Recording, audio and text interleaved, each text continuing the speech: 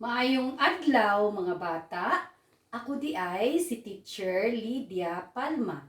Pwede usab ko ninyong tawagong Ma'am Lydia.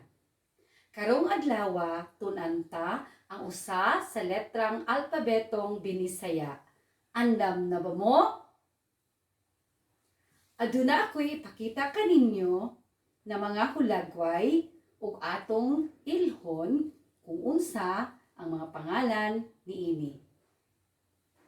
Kini, unsay ngalan niini nga hulagway? Sakto. Rosas. Rosas.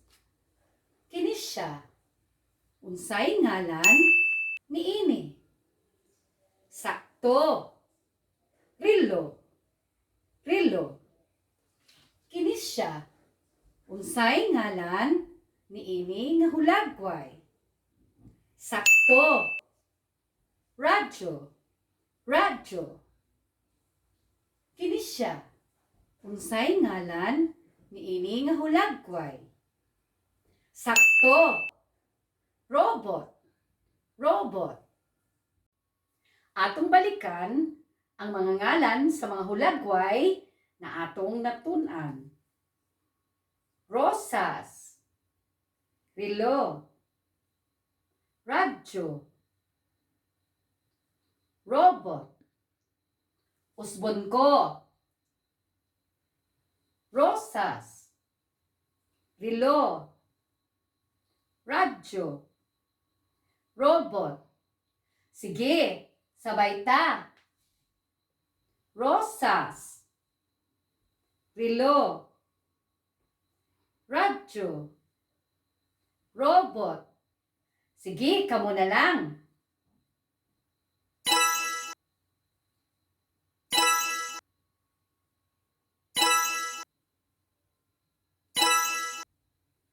Sakto. Karon, unsay inyong nakita sa mga ngalan sa mga hulagway na atong natun-an? Sakto.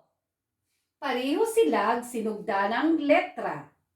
Ang letrang R. Uppercase, lowercase sa letrang R. Ang letrang R adunay tingog nga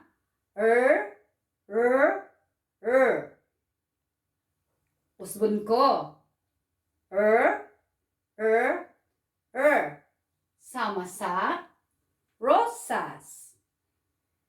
Rilo. Radyo. Robot. Sa pagsulat sa dako nga letrang R, adunay tulo ka pamaagi.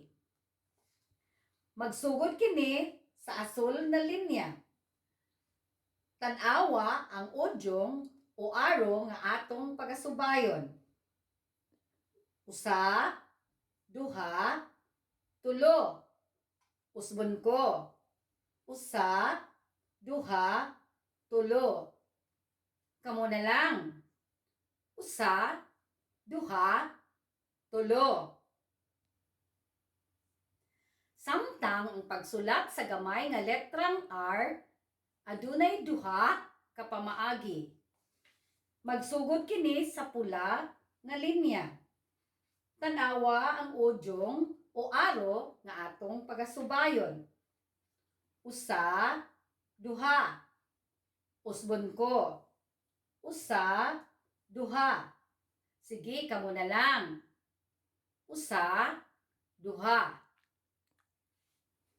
Sakto. Ug karon, atong isulat sa papel ang uppercase ug lowercase sa letrang R. Iandam ang inyong pagsulat ug papel. Sige, magsugod ta. Isulat nato ang uppercase. Usa, duha, tulo. Usbon nako.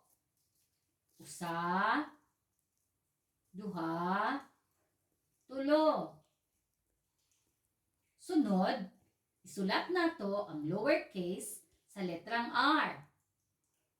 Usa, duha. Usbon nako.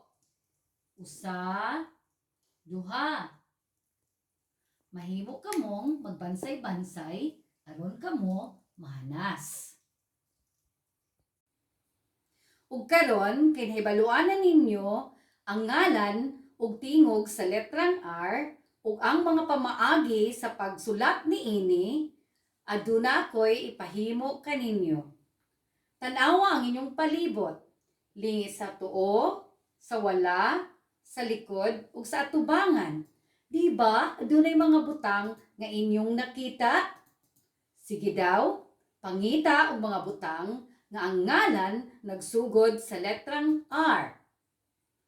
Tagaan ta mo og 5 ka segundo sa paghimo niini. Usa, duha, tulo, upat, 5. Ipakita sa inyong ginikanan o kauban sa balay ang inyong tubag kung sakto ba nga nagsugod sa letrang R.